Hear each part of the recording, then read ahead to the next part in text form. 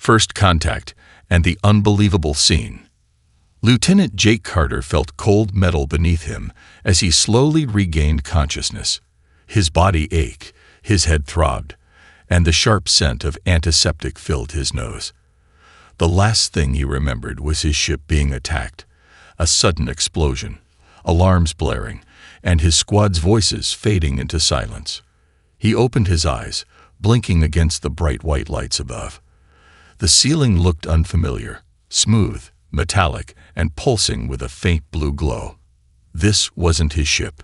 Jake tried to sit up, but a sharp pain shot through his ribs. Gritting his teeth, he turned his head, scanning the room. Strange machines beeped softly around him. The walls curved in an unnatural way, almost organic. He was in an alien medical bay.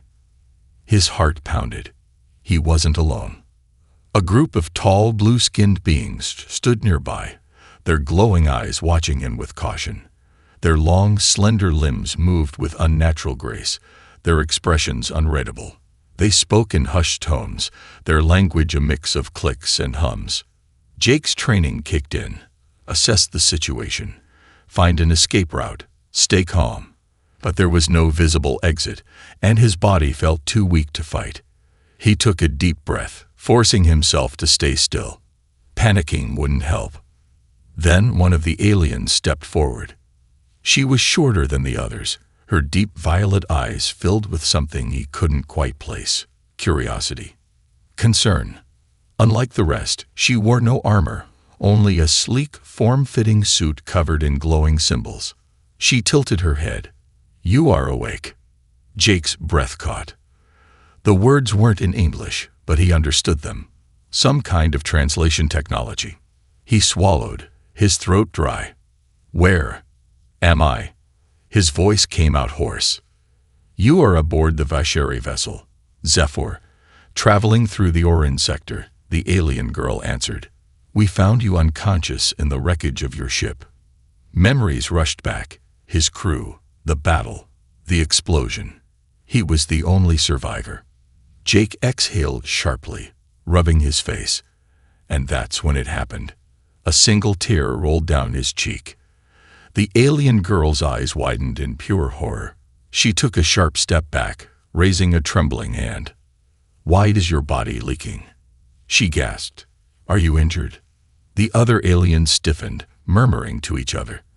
Their glowing eyes flickered, as if witnessing something impossible. Jake frowned, confused by their reaction. "What? No, I'm not." He paused, realizing what they meant. They had never seen tears before. He let out a tired chuckle. "It's not blood. It's just a tear."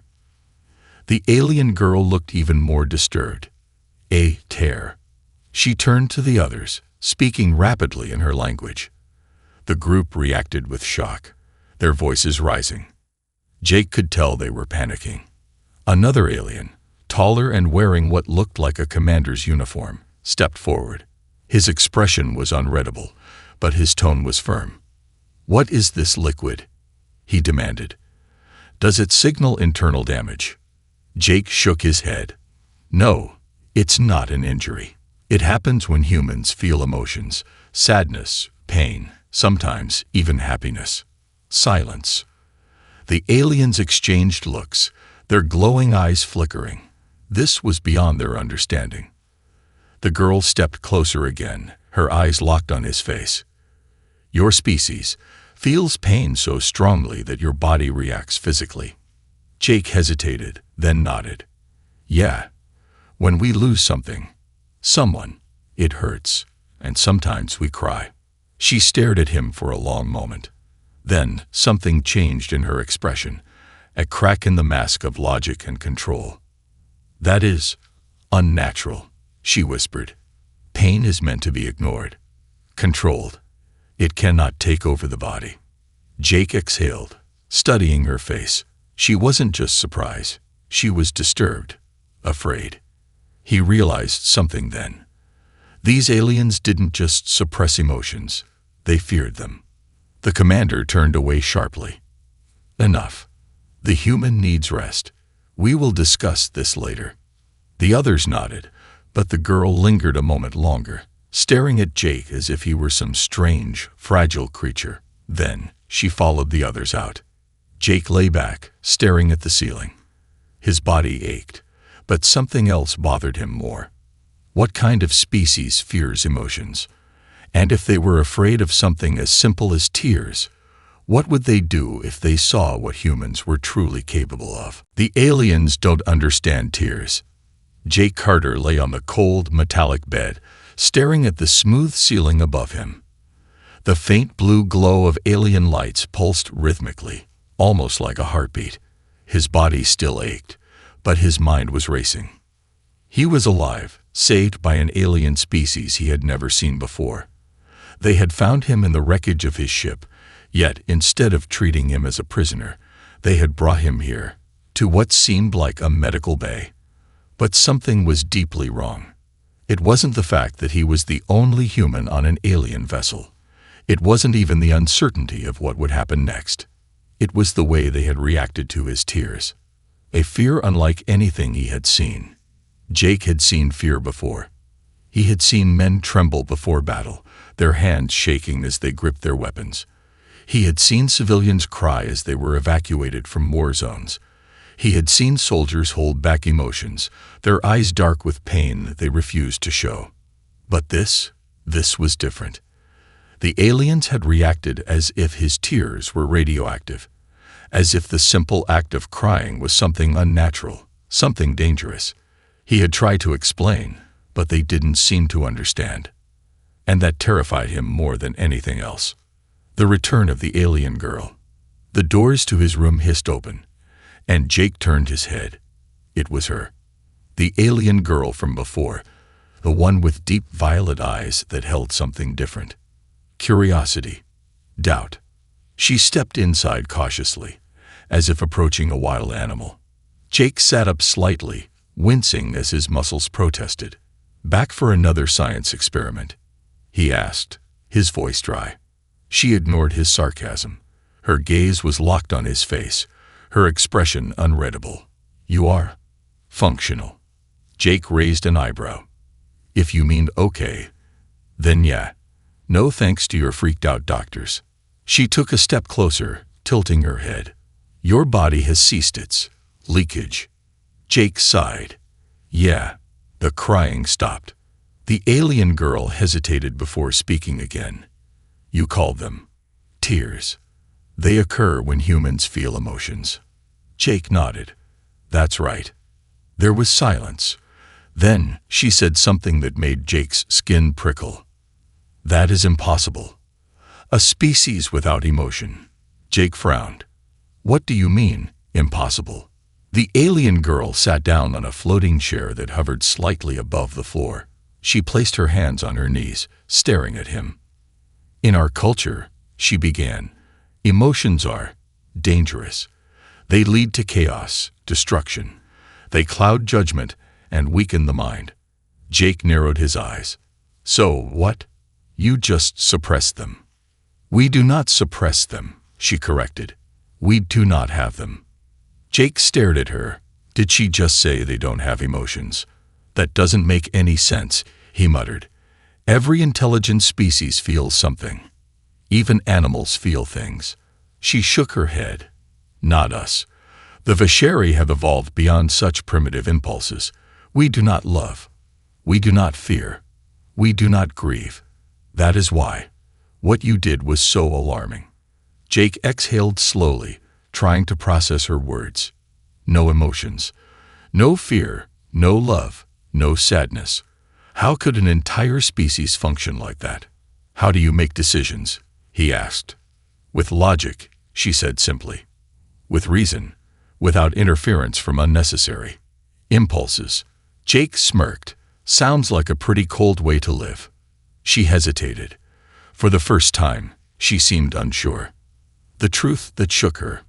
"You said," she started slowly, "that humans cry when they lose someone." Jake's jaw clenched. His mind flashed back to his crew, the friends he had lost. "Yeah," he said quietly. "That's right." The alien girl leaned forward slightly. "Then tell me, Why? Jake looked at her, surprised by the question. Why? Because we care, he said. Because when someone is gone, it leaves a hole inside you. It hurts. She frowned. Then why allow yourself to feel such pain? Jake gave a dry laugh. Because it means they mattered. It means they were important. We grieve because we remember. The alien girl was silent. She seemed to be struggling with something. Finally, she whispered, "That is not how it should be." Jake shook his head. "No, that's how it's meant to be." A cracked foundation. The girl stood abruptly. She looked disturbed. "This is dangerous knowledge," she murmured. "It is unnatural." Jake leaned forward, his eyes sharp. "Or maybe your people have been wrong this whole time." She stiffened. "No, that is not possible." But she didn't sound convinced. Jake saw it, the hesitation in her eyes, the crack in the perfect control she had been raised to believe in. She turned toward the door. "You should rest." Before he could say anything else, she left, the doors sealing behind her. Jake sat back, running a hand through his hair. No emotions, no grief, no love. And yet, she had hesitated. She had asked why. Jake smiled to himself. Maybe the Vashari weren't as emotionless as they thought. And if that was true, then everything they believed was about to change. The forbidden connection. Zilara couldn't focus. She sat in her quarters, the glowing interface of her data console flickering softly in front of her. Normally, she would be reviewing mission reports or studying galactic maps, but tonight, she couldn't think about anything except the human. Jake Carter. The way he had spoken. The way his face had shifted, so expressive, so full of something she had never encountered before. Pain. It wasn't just the fact that he had cried. It wasn't even the horror she had felt when she saw liquid escaping his body as if he were wounded. It was the way he had spoken about it, as if pain was not something to fear, as if it was something to embrace. Zilara's fingers tightened around the smooth metal edge of her chair. He was dangerous. That was what the others believed, what the commander had ordered. Humans were an anomaly, and anomalies were threats. But Zilara had spent her entire life believing emotions were a weakness, that they led to ruin, destruction, failure. And yet, here was a species that thrived on emotions, that used them not as a crutch, but as a source of strength. She had to know more. A late-night visit. Jake was lying on his medical bed, staring at the ceiling. His body still ached, but his mind was restless. His conversation with Zilara had left him unsettled. How could an entire species just erase emotions? No love, no joy, no grief? How did they live like that? The door to his room hissed open. Jake sat up immediately, his instincts kicking in. His heart raced slightly. Was it the commander? Had they finally decided he was too dangerous to keep alive? But it wasn't the commander. It was her. Zilara stepped inside, the soft glow of the corridor lights casting shadows across her face. She looked different than before. Less rigid, less cold. There was something in her violet eyes, something that hadn't been there before. Doubt. "I shouldn't be here," she said softly. Jake smirked. "And yet here you are." She hesitated, then walked over to a small hovering chair, sitting down across from him. "I have questions."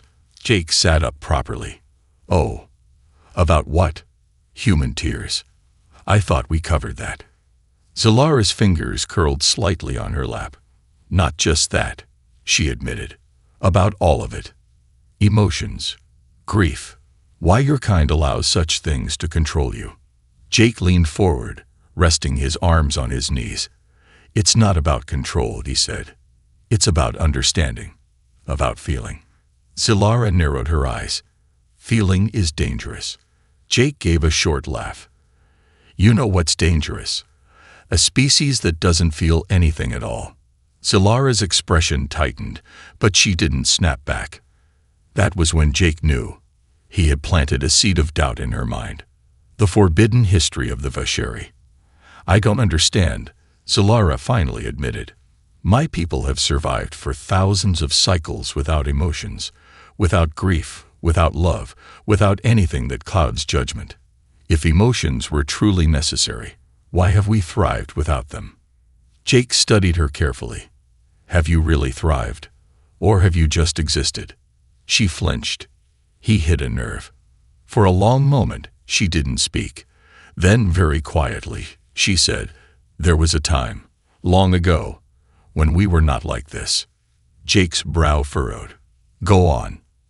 Zilara hesitated, but then she looked around, as if making sure no one was listening, before lowering her voice.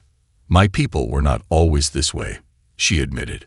"Once, the Vasheri felt as you do.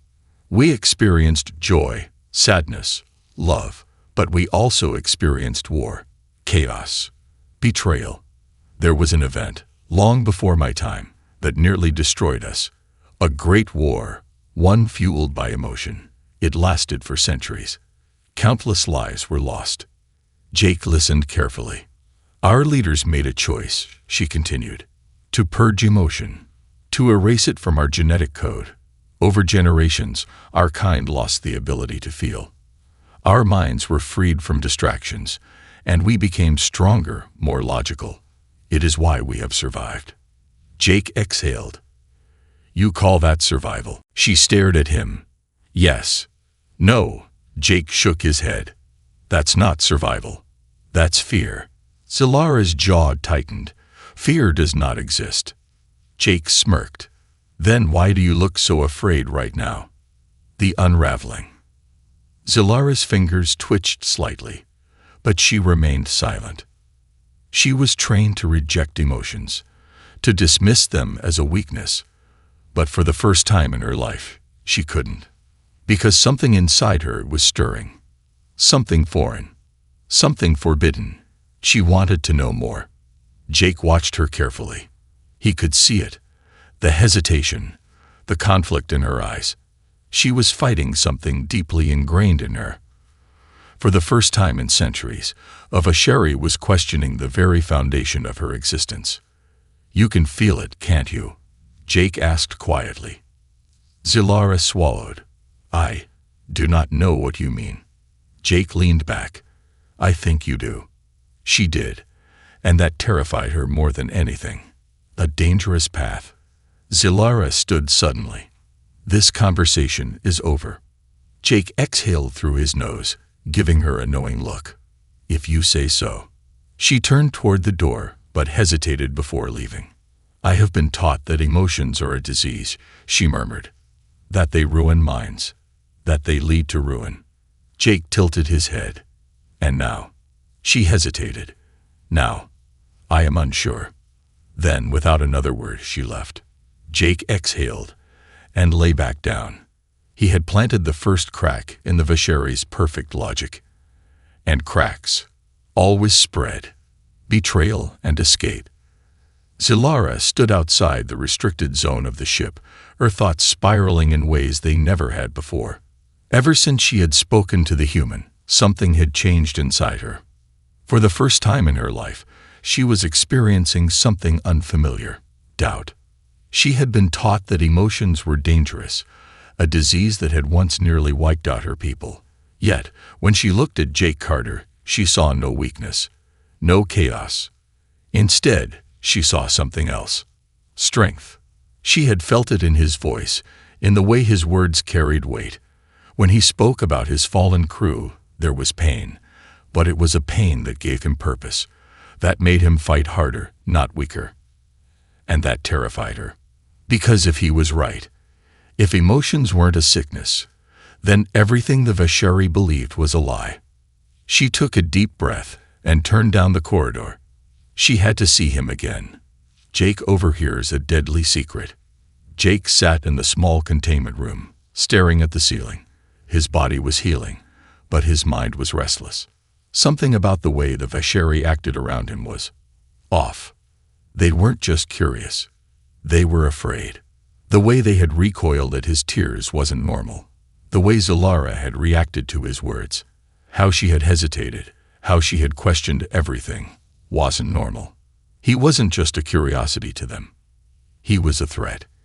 He needed to get out of here. Fast. The sound of voices outside caught his attention. The Vasheri language was a complex mix of clicks and hums, but thanks to their translation tech, he could understand just enough. We must report this to the high order. The human is unstable. He is infected with the sickness of emotion. We cannot allow it to spread. Jake's blood went cold. He had assumed they were just trying to study him. But now he realized they weren't interested in studying him. They were deciding whether he was too dangerous to keep alive. He clenched his fists. They were going to kill him. And if he didn't act now, he wouldn't live long enough to find out why. Zilara's choice. Zilara walked into the room just as Jake looked up. She stopped, sensing the change in his expression. He wasn't just tired anymore. He was alert, focused, dangerous. "You heard, didn't you?" she asked quietly. Jake didn't even pretend. "They're going to kill me." Zilara hesitated. Then, slowly, she nodded. Jake exhaled sharply. "And what about you? You're the only one who's even listened to me. The only one who questioned anything. They'll come for you next." She looked away, uncertainty flickering in her eyes. I do not know." "Yes, you do," Jake pressed. "You know this is wrong." She remained silent, but he could see it in her posture. She was afraid. Afraid of her people. Afraid of what she was starting to feel. Afraid of what it all meant. Jake took a slow breath. This was his moment. "Help me escape," he said. Zilara's head snapped toward him. What? No, that is impossible." "No, it's not," Jake insisted. "You know this ship better than I do. You can get me out of here." Zilara took a step back, her mind racing. If she did this, if she helped him escape, there would be no going back. She would be a traitor. But if she didn't, she would be helping them murder an innocent being. For the first time in her life, she didn't know what the right choice was. Then she met Jake's eyes, and in that moment, she made her decision. "Follow me. The great escape begins."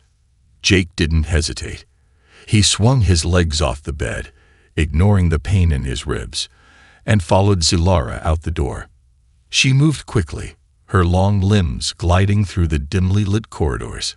Jake's instincts kicked in. Stay low, stay quiet, stay alive. The ship was massive, filled with glowing panels and smooth metal walls. The air was eerily silent, too perfect, too controlled. They passed through a security checkpoint, and Zilara swiped her hand over a panel. It beeped, the door sliding open. Jake smirked. "You have security clearance." Zilara shot him a look. "I am a scientist, not a prisoner." "Yeah, well, that makes one of us." She didn't respond. She was focused now, determined. Jake could see it in her posture. She was no longer hesitating. She had made her choice, and she was going to see it through. The alarms go off. They were halfway through the engineering sector when the first alarm blared through the ship. They had been discovered. Jake cursed under his breath. "Tell me you have a plan." Zilara's fingers flew across a control panel, her glowing interface shifting rapidly. "I am working on it." "That's not an answer." She turned sharply. "Would you like to try?" Jake grinned. "Nope. You're doing great." The doors ahead slammed shut. Security lockdown. Footsteps echoed down the hall. The guards were coming. Jake's muscles tensed. No weapons. No cover. No way out. Then Zilara did something unexpected. She grabbed his arm. For a split second, Jake was surprised. She had never touched him before. Her skin was cool, her grip strong. But her eyes, her violet eyes, were filled with something new. Desperation. "This way." She pulled him toward a side panel, slamming her hand against it. The wall slid open, revealing a narrow maintenance tunnel. Jake didn't think twice. He dived in. Zilara followed, sealing the door behind them, just as the guards arrived. They barely made it. The chase continues. The tunnel was dark, cramped, and humid. Jake crawled through, feeling the vibrations of the ship's engines beneath him. Zilara moved quickly, her body adapting to the confined space better than his.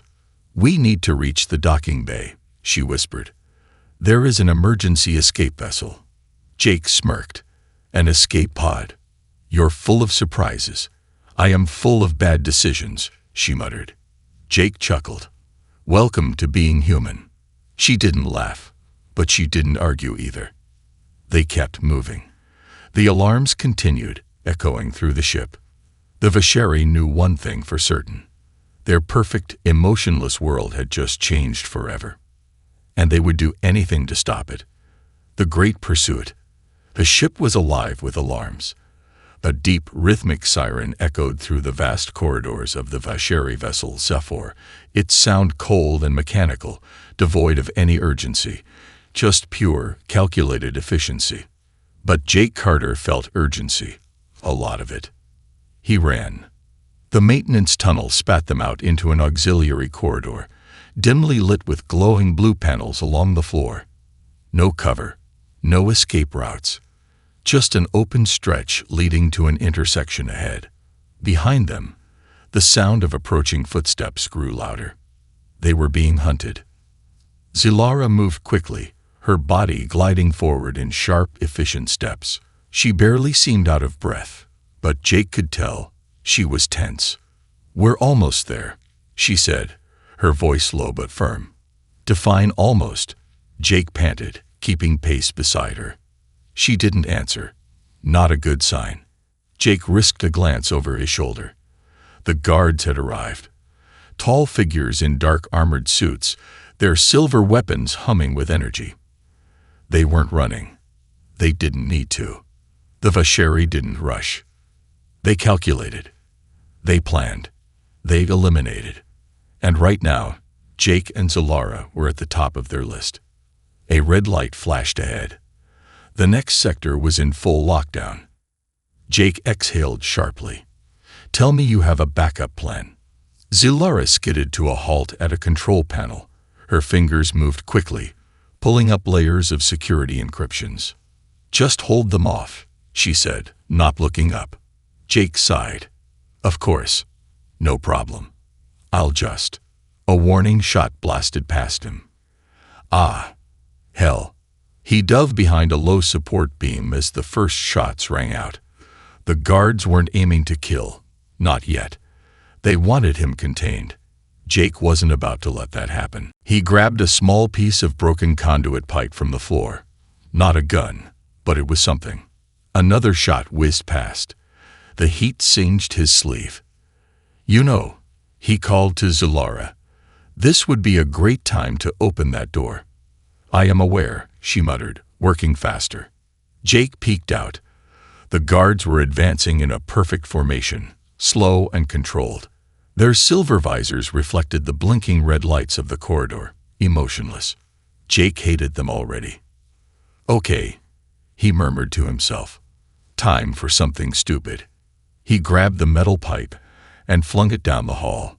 The clanging noise echoed loudly, making the guards instinctively turn their heads. And Jake ran straight at them. A different kind of weapon. Jake wasn't faster. He wasn't stronger. But he was unpredictable. The nearest guard didn't react in time. Jake slammed into him, grabbing his weapon. The alien's grip was stronger, but Jake was more desperate. He twisted the rifle just enough to fire a shot at the ground. The energy blast rebounded off the sleek floor, ricocheting into another guard's leg. It wasn't a direct hit, but it was enough. The Vasheri staggered back, recalculating. That's when Zilara finally overrode the lockdown. "Jake, move." The door slid open. Jake broke free from the struggling guard and dived through the doorway. Zilara followed, slamming her palm against the console. The doors sealed shut. For a moment, there was silence, just their heavy breathing and the distant hum of the ship's core. Jake leaned against the wall, rubbing his arm.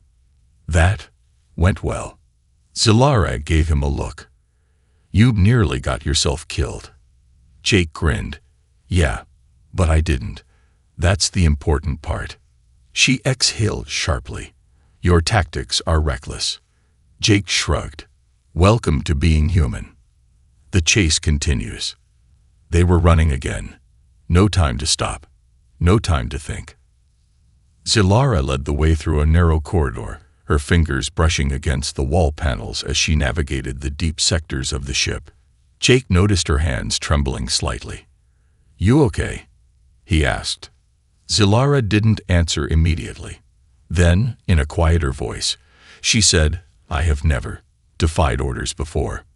Jake slowed his pace slightly. And now? She hesitated. Now, I do not know who I am. Jake studied her. This wasn't just about escaping. This was about everything she had been taught breaking apart. We don't have time for an identity crisis, he said gently. But when this is over, I'll remind you that you're someone who made a choice. She nodded, but the uncertainty in her eyes remained. And then, a blast door slammed shut ahead of them. Jake skidded to a stop. Oh, come on. Zilara cursed in her own language.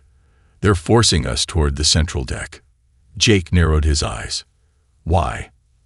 Zilara's hands tightened, because that's where the commander is waiting. The confrontation. The next door opened on its own. Jake and Zilara didn't step through immediately. They knew what it meant. A trap. Beyond the threshold, the main command deck stretched out before them. High ceilings, intricate glowing consoles, and a massive viewport showing the vastness of space. And standing in the center was General Psylocke. His tall figure was clad in ceremonial black armor, a long silver blade resting at his side. No guns, no energy weapons, just the cold, precise gaze of a leader who had already decided their fate. Zilara inhaled sharply. He knows. Jake exhaled. Yeah, I got that. Psylocke took a single step forward, his presence impossibly heavy. You have made a grave mistake, Zilara. Zilara's jaw tightened. I made a choice. Psylocke's glowing eyes flickered. No, you allowed yourself to be infected. Jake's fists clenched. That word again. Like emotions were some kind of disease. Psylocke turned his gaze to him. Your kind is dangerous, human. You spread weakness. You threaten our way of life. Jake smirked. Yeah. And what exactly is your way of life? Being soulless machines in fancy robes. Psylocke didn't react. He simply exhaled, as if Jake's words were beneath him. You will be removed, he said simply, and Zilara will be corrected. Jake's chest tightened. He knew what that meant. They weren't going to just kill her. They were going to erase her. The standoff. The room fell silent. Jake glanced at Zilara. She was shaking. Not from fear. From rage. And that's when he knew. The Vasheri hadn't erased emotions completely. They had only buried them. And now Zilara was about to remember what it meant to feel. Jake took a slow step forward, placing himself between her and Psylocke. You're right about one thing, he said quietly. Psylocke raised a brow. Oh. Jake grinned. I do spread things. Then he clenched his fists. And right now, I'm about to spread chaos. Psylocke's eyes narrowed, just as Jake charged straight at him. The power of emotion. The command deck exploded into chaos. Jake charged first, knowing that surprise was his only weapon. General Psylocke didn't flinch. His movements were calculated, precise, like a machine wearing the skin of a man. He stepped back, drawing his silver blade with eerie calm. Jake had no weapon, only instincts. He swung his fist. Psylocke deflected with his forearm, twisting slightly before driving his knee into Jake's ribs. Pain. Jake stumbled back, coughing, but he grinned through the pain. Not bad. You've been practicing. Psylocke tilted his head. Violence without strategy is foolish. Jake wiped blood from his lip. Yeah. Let's test that theory. He charged again. Zilara's choice. Zilara stood frozen, watching the battle unfold. She had never seen a fight like this. Not with emotion. Not with rage and defiance burning so brightly. The Vasheri did not fight with anger. They fought with calculated efficiency. Jake was different. He moved with purpose, driven by something primal. He fought like someone who had something to lose. And for the first time in her life, Zilara understood what that meant. Jake wasn't fighting for survival. He was fighting for her. Her breath caught in her throat. She felt something stir in her chest. Something forbidden, something dangerous, something human. No, she clenched her fists. Not human, just real. The breaking point. Psylocke was faster, stronger. He barely looked winded. Jake was slowing down. His ribs ached, his movements growing sluggish.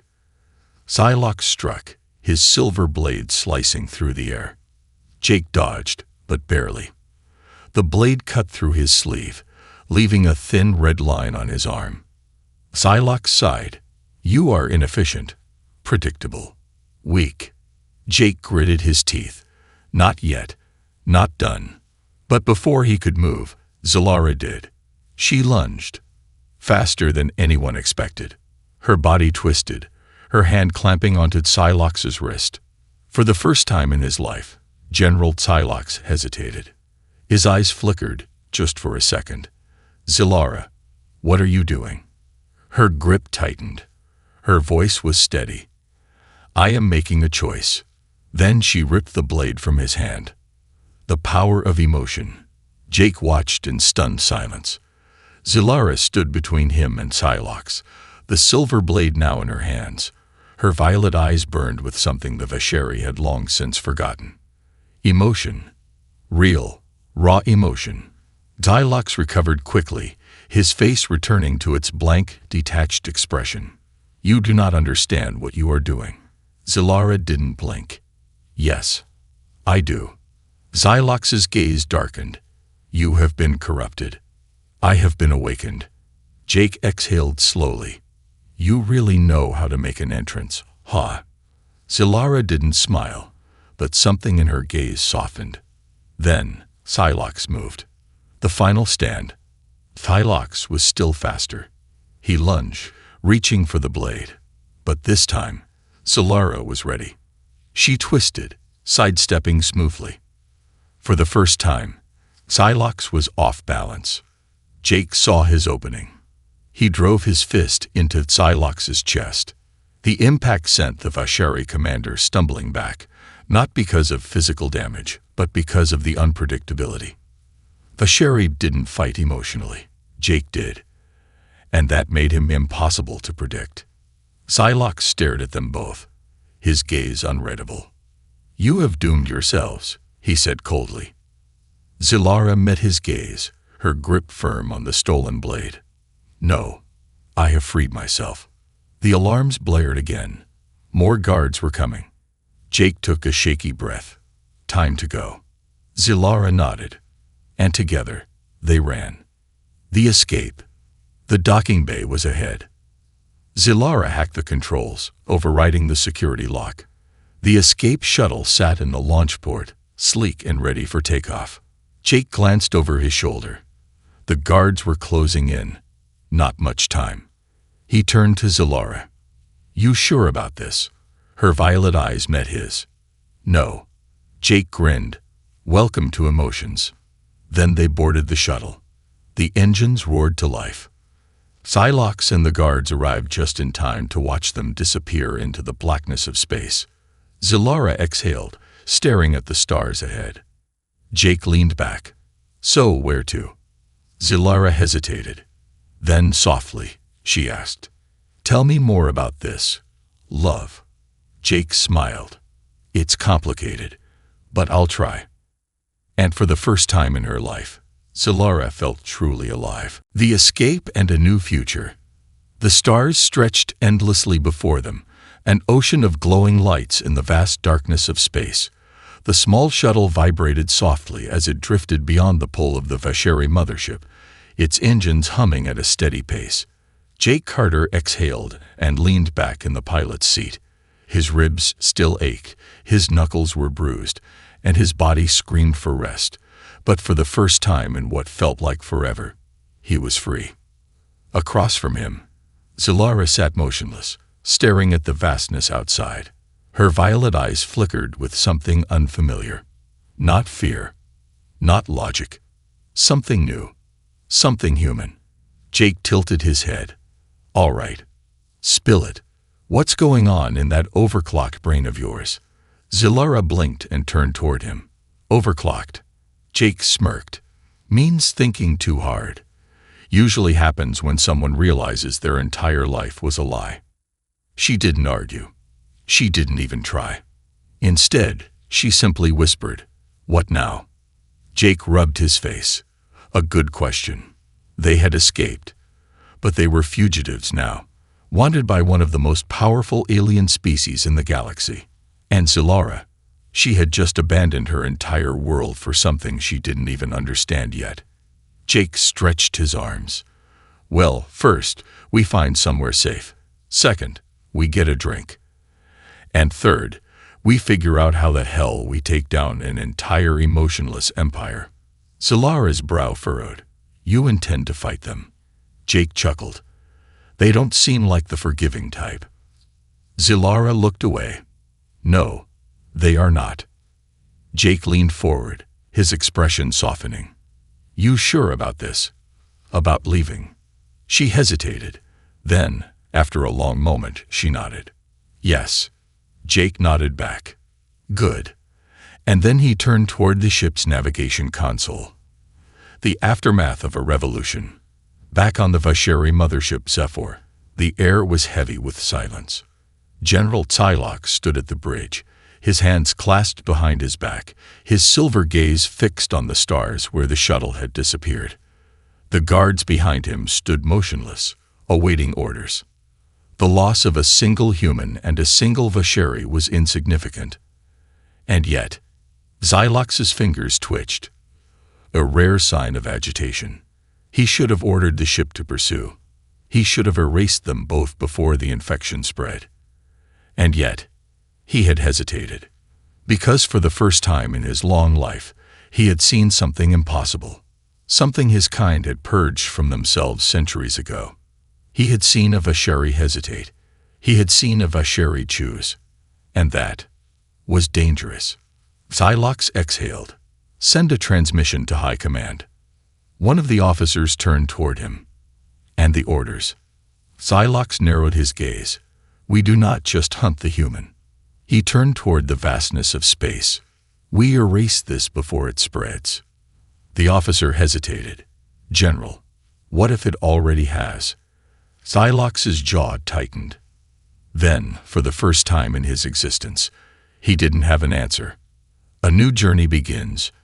Jake sat at the pilot's seat, flipping through the ship's basic controls. Zilara sat across from him, still watching the stars. So, Jake cleared his throat. What's the plan? Zilara exhaled softly. I do not know. Okay, well, here's a suggestion. Let's start with the basics. Zilara tilted her head. Which are? Jake grinned. Learning how to be human. Zilara frowned. I am not human. Jake shrugged. Could have fooled me. She didn't respond. Not immediately. Then, slowly, almost cautiously, she asked, What does it mean? Jake glanced at her. What does what mean? This love you spoke of. Jake exhaled and leaned back. That's a big question. Zilara folded her hands in her lap. Then start small. Jake smirked. All right, love isn't just one thing. It's messy. It's stupid. It's painful. But it's also the best thing in the universe. Zilara remained quiet, absorbing his words. Then, softly, she asked, Have you felt it? Jake's smirk faded. For a moment, he thought of his past, of the people he had lost. And then he thought of her. Yeah, he said quietly. I have. Zilara studied his face, her violet eyes flickering with something he couldn't quite name. She turned back toward the stars. Then perhaps, I should learn. Jake smiled. I think that's a great idea. And as their ship drifted into the unknown, Zalara took her first step toward something no Vasheri had ever known. A future she could choose. Epilogue. The beginning of the end. Deep in the Vasheri homeworld, High Command gathered. The message from General Psylocke had been received. A single word flashed on their encrypted interface. Contamination. And in the silent halls of the Vasheri Empire, a new order was issued. Find them. Eliminate them. Erase all traces. But what the Vasheri did not understand was that ideas cannot be erased. And once a spark is lit, the fire always spreads